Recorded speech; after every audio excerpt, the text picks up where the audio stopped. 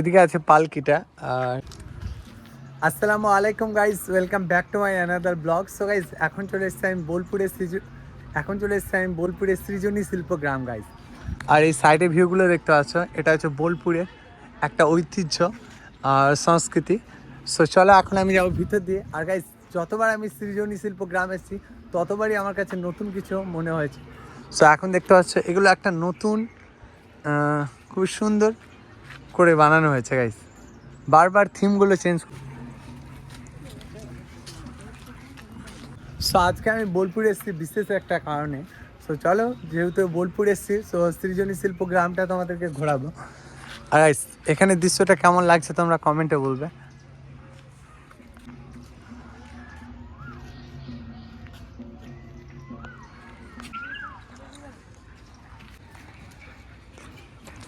So আমি guys যতবারই বোলপুর এসেছি ততবারই আমি সৃজনী শিল্পগ্রামটা ঘুরে গেছি। সো এখানটা নতুন কিছু দেখার আশা করি, আর সেটাই হয় গাইস, নতুন কিছুই দেখতে পাই যখনই আসে আমি। আজকে গাইস অনেকটা টাইম আছে আমার হাতে। সো চলে এখন ঘুরবো আর এখানটা এক্সপ্লোর করবো আর তোমাদের সঙ্গে শেয়ার করবো এখানে কী কী আছে গাইস।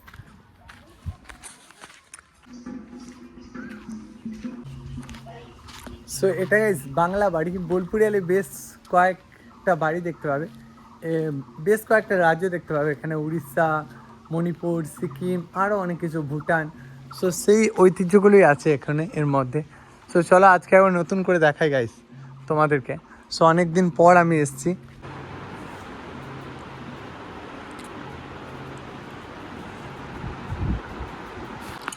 সো এটা হচ্ছে বাংলা বাড়ির ভিউ। সো চলো সাইডগুলো দেখাবো তোমাদেরকে। এখানে আছে গরুর চাক। সো এটা হচ্ছে বাংলা বাড়ির ভিউ গাইস। এবার আমরা যাব উড়িষ্যা ঘুরতে। সো এটা দেখতে পাচ্ছ পশ্চিমবঙ্গ, ওয়েস্ট বেঙ্গল, আর এদিকে আছে উড়িষ্যা।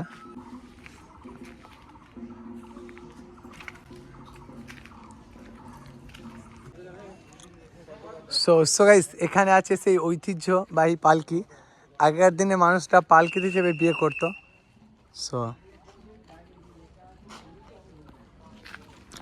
এখন আমাদের এখানটা ঘোরা কমপ্লিট গাইস। এখন যাবো আমরা অন্য জায়গা আর অন্য একটা রাজ্য ঘুরবো। এদিকে অনেক সুন্দর একটা দৃশ্য। আর এগুলো গাইস দেখতে পাচ্ছ অনেক সুন্দর। সো এই দৃশ্যটা দেখতে পাচ্ছ গাইস, এটা হচ্ছে সিকিমের আর এই সাইডটা আছে বিহারের। সো বিহার যাবো এখন আমরা। সো চলো এখন বিহারটা ঘুরি গাইস, আর বিহারটা তোমাদেরকে দেখাই, বিহারের বাড়ি ঘর কত সুন্দর হয়। সো এদিকে আছে বিহারের কাকিমা। কতবার এসছি কাকিমা, দুটি খেতে দাও। বলেন কি?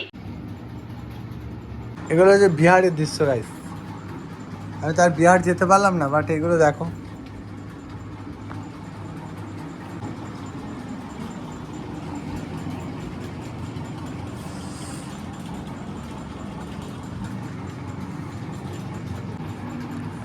সো এটা হচ্ছে বিহার বাড়ি। এখন যাবো বিহার বাড়ি থেকে বেরিয়ে যাবো গাইস। সো এই যে বাড়িগুলো দেখতে পাচ্ছ গাইস, এটা হচ্ছে অসম বাড়ি। সো এটা হচ্ছে আসামের বাড়ি ভিউ। সো এখন আমি ঢুকছি না, এগুলো জুতো খুলে ঢুকতে হয়। সো এইগুলো আগেও দেখিয়েছিলাম গাইস, আমার ব্লগে দেখতে হবে, তাই আমি আর এখন আমি ঢুকছি না গাইস। এদিকে আছে অসম আর ওদিকে আছে ঝাড়খণ্ড গাইস। দেখতে পাচ্ছ ওই সাইডে যেটা আছে ঝাড়খণ্ড বাড়ি এটা। সো এখানে আছে ঝাড়খণ্ড বাড়ি। সো গাইস এটা হচ্ছে ত্রিপুরা বাড়ি, আর ত্রিপুরা বাড়ির ভিউটা দেখো গাইস। এগুলো হচ্ছে অনেক সুন্দর একটা ভিউ ত্রিপুরার। এদিকে দেখো গাইস, এটা হচ্ছে ত্রিপুরার ভিউ। যদিও ত্রিপুরার ভিউটা কিন্তু অনেক সুন্দর গাইস। আর এগুলো ত্রিপুরাতে তৈরি হয়, যেগুলো দেখতে পাচ্ছ এদিকে ডালা আরও অনেক কিছু আছে, ঘটি বাটি সব কিছুই ত্রিপুরার। সো এগুলো ত্রিপুরাতে তৈরি হয়, সেই সমস্ত জিনিসপত্র এখানে রাখা আছে যেগুলো। সো ত্রিপুরার ভিউটা তোমরা দেখে নিলে। এখন যাবো মণিপুর গাইস, চলো মণিপুর ঘুরে আসি। সো ত্রিপুরা দেখতে পাচ্ছ এটা। সো এই জায়গাটা যতবারই আসবে গাইস ততবারই মুগ্ধ করবে তোমাদেরকে, অনেক সুন্দর একটা দৃশ্য। সো এটা হচ্ছে মণিপুর গাইস। সো এটা হচ্ছে মণিপুর গাইস। এখন আমি ঢুকে পড়েছি মণিপুর। সো এখন আমি মণিপুরের ভিতরে চলে এসেছি গাইস।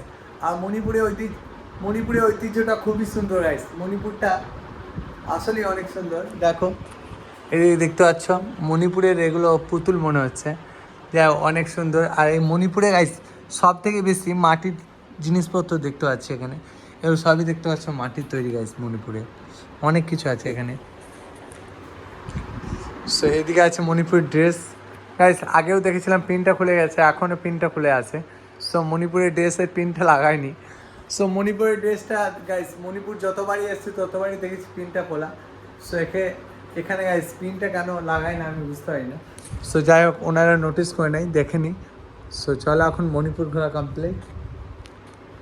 সো গাইস বোলপুরে এই জায়গাটা যতবারই আসবে ততবারই তোমাদেরকে মুগ্ধ করবে। সো এখন প্রায় 3টে বাজে, আর এখন গাইস রোদের তাপ কমেনি। সো সে কারণে হয়তো ভিডিওটা একটু ভালো হতে পারে, খারাপও হতে পারে। বাট গাইস এখন চলে এসছে আমি ঠিক পুকুরের সাইডে, আর এদিকে গাইস কিছু হাঁস টাঁসও আছে, বাট ওই সাইডে আছে ওগুলো। সো এইদিকে তোমরা যখন আসবে অনেক সুন্দর বাঁশির শব্দ আরও অনেক কিছু শুনতে পাবে। সো এদিকে দেখতে পাচ্ছ গাইস ঢিকি, এর মাধ্যমে গাইস আটা পিসা হয়। তো এবার গাইস এই ভূতের সাথে আবার দেখা হয়ে গেল গাইস, দেখতে পাচ্ছ ভূতের সঙ্গে দেখা হয়ে গেছে গাইস। তো গাইস প্রায় আমার ঘোরা কমপ্লিট গাইস। আগের বারে এসেছিলাম, অনেক সুন্দর একটা ভিউ ছিল। এবারও গাইস অনেক সুন্দর দৃশ্য দেখতে পাচ্ছ। সো এখানটা যতবারই আসি গাইস ততবারই ভালো লাগে। সো তোমাদেরকে দেখাচ্ছি, দেখো গাইস প্রকৃতি ভিউটা কিন্তু অনেক সুন্দর। সো গাইস ওইদিকে একটা ঐতিহ্যবাহী গান হয়, সো চলো তোমাদেরকে সেটাই দেখিয়ে আনি।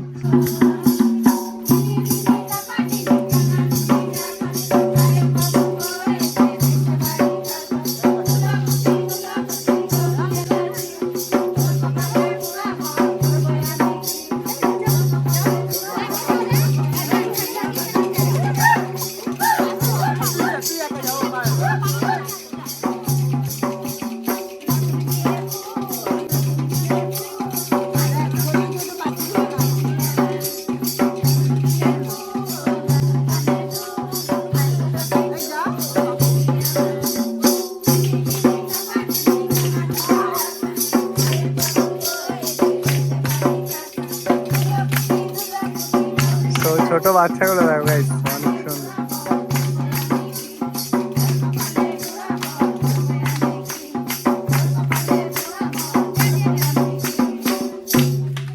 সো দারুণ গাইস, যখনই আসবে এরকম একটা ভাইব থাকে এখানে। এখন প্রায় ঘোরা কমপ্লিট, আর এই জায়গাটায় গাইস বসে বাউল গান গায়, বাট আজকে ওনারা আসেনি। সেই বাচ্চাগুলো দেখতে পাচ্ছি অনেক সুন্দর গাইস। আর এই সাইডে আছে কদমতলা ভিউটা গাইস অনেক সুন্দর ছিল, বাট এখন কম। সো এই জায়গাটা ভিউটা দেখো গাইস অনেক সুন্দর, আর যতবারই এসেছি ততবারই এই জায়গাগুলো ভালো লাগে। সো আজকে যেহেতু ফাঁকা টাইম পেয়েছিলাম, সো চলে এসেছিলাম বোলপুরের সৃজনী শিল্প গ্রাম ঘুরতে। সো অনেক সুন্দর একটা দৃশ্য, তোমরাও কাছে করে যদি ঘুরতে যাও সুন্দর একটা জায়গা আসতে পারো গাইস। সব থেকে বেটার হচ্ছে গাইস এখানে তোমরা ফটোশ্যুট করতে পারবে, এটা হচ্ছে সব থেকে ভালো একটা দিক। আর গাইস এখানে অনেক কিছু দেখার মতো দৃশ্য আছে। সো দেখতে পাচ্ছ এদিকে গাইস সে বাতোं को तेरी हम भुला ना सके যে গানটা হয়েছিল না, যে গানটা, সেই গানের একটু দৃশ্য এখানেও আছে। সো এই দৃশ্যটা কিন্তু অনেক সুন্দর, চারিদিকে এরকম ভিউ আছে। অনেকে দূর দূরান্ত থেকে আসে গাইস এখানে ফটোশ্যুট করার জন্য। আর গাইস এদিকে কিন্তু ফুলগুলো অনেক সুন্দর।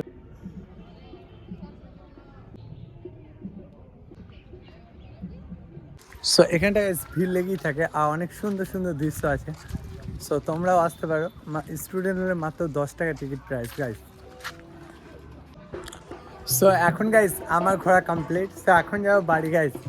সো তোমরা যদি স্টুডেন্ট হও মাত্র 10 টাকা গাইস এন্ট্রি ফি, আর যদি না হও তাহলে 30 টাকা না 40 টাকা আছে। সো গাইস আজকের মতো ঘোরা কমপ্লিট গাইস। কেমন লাগলো, সো তোমাদেরকে কেমন লাগলো কমেন্টে বলবে। সো এখন যাবো বাড়ি। সো এটাই ছিল আজকের ব্লগ। ভালো লাগলে লাইক করে দিও, আর চ্যানেলে যদি নতুন হয়ে থাকো সাবস্ক্রাইব করে পাশে থেকো। টাটা বন্ধুরা, আবারও দেখা হবে নতুন কোনো ব্লগে। বাই।